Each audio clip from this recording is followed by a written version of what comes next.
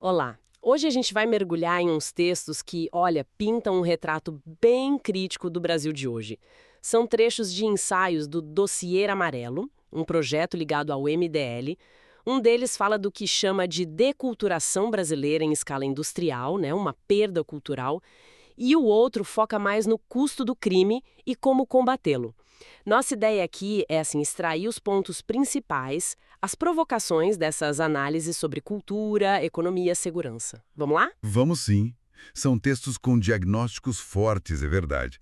Um deles analisa como a cultura e até a economia parecem valorizar mais o show, o espetáculo, do que, digamos, a substância.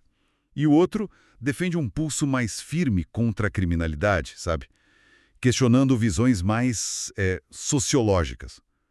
O interessante é como os dois, por ângulos diferentes, apontam para desafios estruturais bem profundos no país. Esse primeiro texto começa com uma imagem forte, né? O funk da Anitta tocando lá no Japão. O que ele quer dizer com isso? Não parece ser um elogio. Não, não é bem um elogio. O argumento é que isso seria menos uma validação cultural de verdade e mais uma exportação de estereótipo para ganhar like e engajamento. É o que ele chama de economia do espetáculo. E ele usa o Neymar como exemplo central disso. Diz que a fortuna, a fama dele, não viriam tanto da excelência no esporte, tipo, comparado a um Jordan ou um Cristiano Ronaldo, mas da capacidade de ser entretenimento o tempo todo. Ah, monetizando a imagem, as polêmicas. Exato. Aquele cruzeiro com influenciadores, por exemplo, seria um símbolo perfeito dessa lógica. O viral importando mais que a produtividade real. Entende? Isso se conecta com a economia digital, onde a atenção, a visibilidade, às vezes valem mais que, sei lá, a habilidade técnica mesmo. Entendi. E essa tal economia do espetáculo tem um pano de fundo econômico maior que o texto critica. Ele fala de tentativas de reindustrialização que não deram certo, né? Exatamente. O texto critica tentativas passadas, como no governo Dilma, dizendo que foram meio anacrônicas, fora do tempo, e aponta o encolhimento da indústria no PIB. O caso de Camaçari, com o polo petroquímico diminuindo, e a saída da Ford, é usado quase como uma metáfora desse projeto industrial que, assim, não se sustentou. Ele descreve uma economia meio zumbi, dependente do agro para exportar, enquanto o varejo ele cita Magazine Luiza, Americanas e a indústria minguam. E os serviços? Muito subemprego. E aí a única exportação cultural de peso seria o funk. E a fábrica mais lucrativa seria essa do entretenimento mais raso. É isso? Essa é a provocação do texto, sim. A crítica vai para uma elite que preferiria viver de renda, de rentismo, né? Em vez de botar dinheiro em inovação. E também para uma cultura política de, como ele diz, piruetas populistas, sem projeto de longo prazo. Resultado: baixo investimento em pesquisa e desenvolvimento, P&D, comparado com outros países. Tem também a questão da aversão ao risco do empresariado, que o texto liga à instabilidade jurídica, burocrática, enfim, um cenário complicado.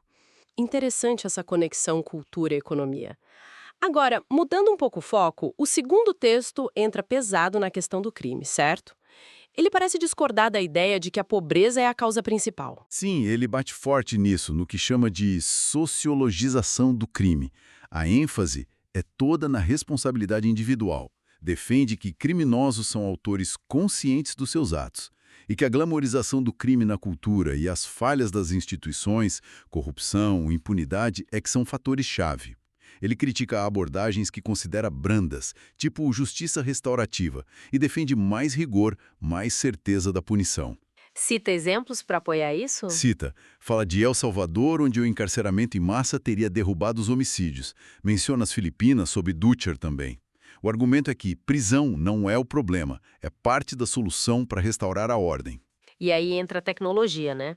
O texto aposta muito na vigilância. Como ele apresenta isso? Exato. A vigilância é central no argumento dele. O principal estudo de caso que ele usa é o de Medellín, na Colômbia. Ele cita pesquisas que indicariam que a instalação de muitas câmeras lá reduziu bastante o crime, principalmente os crimes violentos.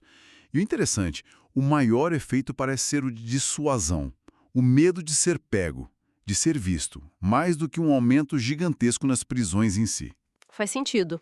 E ele rebate as críticas sobre privacidade? Sim, Ele argumenta que a vigilância é custo-efetiva, rebate a crítica da privacidade dizendo que, em lugares muito violentos, isso seria um luxo secundário. E também diz que o crime não só se deslocou para outras áreas, que esse efeito não foi tão significativo segundo os estudos de lá. E no Brasil, algum exemplo? Menciona a iniciativa Smart Sampa, em São Paulo. Uso de inteligência artificial, vídeo monitoramento, que já resultou na captura de foragidos. É usado como exemplo positivo dessa via tecnológica para impor a presença do Estado e combater a impunidade. A lógica é clara: vigiar sai mais barato e é mais eficaz do que remediar depois que o crime aconteceu. Entendi. Então, o que fica dessas leituras é um quadro complexo e, olha, um tanto duro do Brasil. De um lado, essa análise de uma cultura e economia focada no espetáculo, na atenção, com problemas estruturais sérios, e do outro, essa defesa bem forte de ordem, punição e tecnologia de vigilância como resposta ao crime. São, sem dúvida, perspectivas que desafiam alguns consensos, né? Levantam questões importantes sobre prioridades nacionais, sobre o papel do Estado, sobre os caminhos para o desenvolvimento e para a segurança. Fica uma pergunta no ar, talvez. Até que ponto essa celebração da superficialidade, que o primeiro texto critica, e essa, digamos, hesitação em adotar medidas de controle mais firmes, que o segundo lamenta, podem estar conectadas? Será que isso reflete, talvez, uma dificuldade nossa, coletiva, de encarar de frente os desafios mais profundos do país? Fica aí para a gente pensar.